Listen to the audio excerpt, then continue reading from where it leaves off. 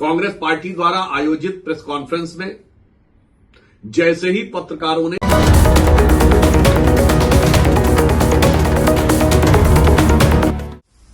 Congress party द्वारा आयोजित press conference में जैसे ही पत्रकारों ने बांग्लादेश में हिंदुओं के विरुद्ध हो रहे गंभीर अत्याचार का प्रश्न पूछा तो कांग्रेस के नेता श्री केसी वेणुगोपाल और श्री जयराम रमेश जिस तरीके से उठकर खड़े होकर भागने लगे, उसे देखकर ध्यान आता है कि ये वही पार्टी है जिसको गाजा के बारे में इतना ज्यादा अगाध स्नेह उमड़ पड़ता है कि जैसे डायरेक्ट करंट की तरह वो चिपक जाते हैं।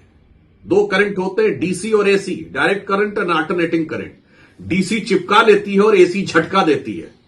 तो जिन लोगों को गाजा की बात सुनकर डीसी करंट की तरह वो चिपक जाया करते थे माइक के ऊपर, वो बांग्लादेशी हिंदुओं के अत्याचार की बात सुनकर एसी करंट की झटके की तरह उछलकर अलग हो गए। मुझे लगता है ये कांग्रेस के मन के अंदर की छुपी हुई हिंदुओं के प्रति अपमान, तिरस्कार और वैमनस्य के भाव का एक बहुत दुखद प्रमाण है जो आज की प्रेस कॉन्फ्रेंस में दिखा। भारत के इतिहास में सर्वाधिक विदेश यात्राएं करने वाले नेता प्रतिपक्ष राहुल गांधी जी, जो अपनी विदेश यात्राओं में भारत के विरुद्ध विश्वमन करने के लिए विख्यात या यूं कहें कुख्यात हो चुके हैं। मीडिया में प्राप्त जानकारी के अनुसार मलेशिया, कोलंबिया और जर्मनी के बाद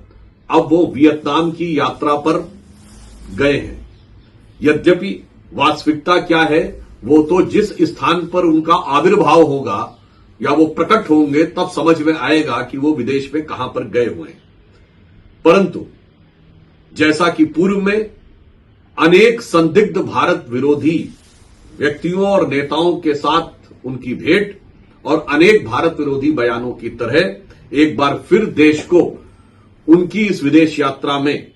किसी न किसी भारत विरोधी व्यक्ति का मेहमान बनते हुए और भारत विरोधी बयान देते हुए देखने का निश्चित रूप से अवसर मिलेगा।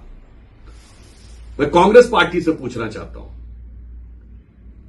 कि श्री राहुल गांधी जी, जिनको कांग्रेस शासित किसी राज्य के का कोई भी मुख्यमंत्री किसी विश्वविद्यालय, विद्यालय या किसी प्रबुद्ध सभा तक में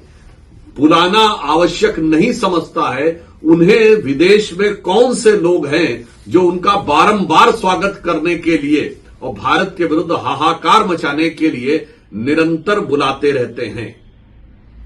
कांग्रेस पार्टी को इसका खुलासा करना चाहिए।